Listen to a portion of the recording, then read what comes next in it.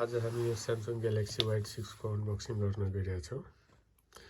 Samsung Galaxy wide6 यो Samsung को mobile हो।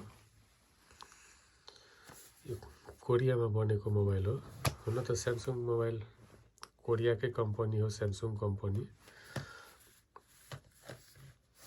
यसलाई अनबक्सिङ गर्न गइरहेको छु। यो एकदम सानो बक्स बनाएको छ। यो बक्समा चाहिँ चार्जर र इयरफोन दिएको छैन।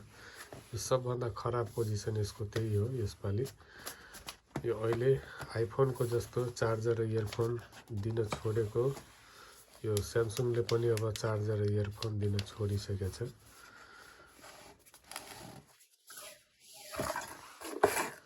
यो खोलभित्र अरु केही छैन, बस मोबाइल मात्रै हो। यो मोबाइल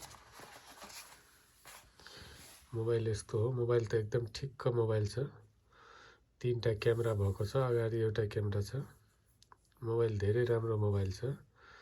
तर यो मोबाइलमा अब बाँकीहरु के दिएको छ, यो तल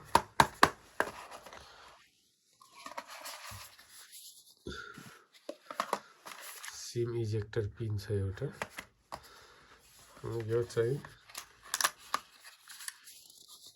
चार्जर छैन, डाटा केबल मात्रै छ यसमा। एउटा डाटा केबल छ, इयरफोन छैन, चार्जर छैन। अरु यसमा केही छैन। यो एउटा डाटा केबल हो मात्रै। एउटा डाटा केबल छ। यो युजर म्यानुअल छ।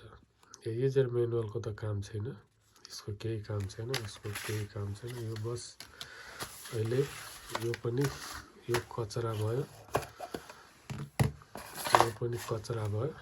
काम लाग्ने भनेको हामीले एउटा डाटा केबल र एउटा मोबाइल, अरु केही छैन यसमा। मोबाइललाई हामी अन गर्न गइरहेछौं।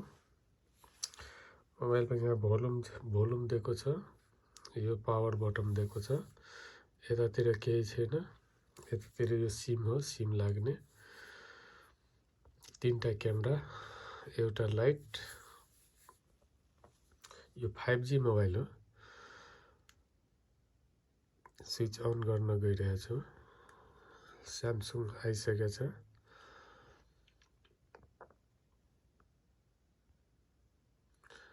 मोबाइल धेरै राम्रो छ, तर चार्जर र इयरफोन नदिएर अलि राम्रो भएन।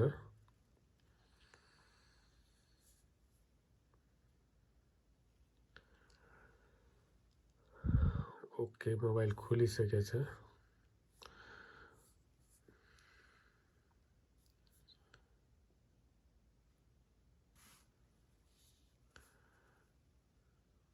पिन लक माग्दैछ।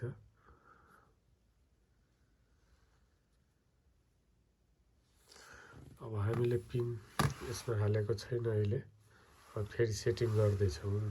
Okay, thank you.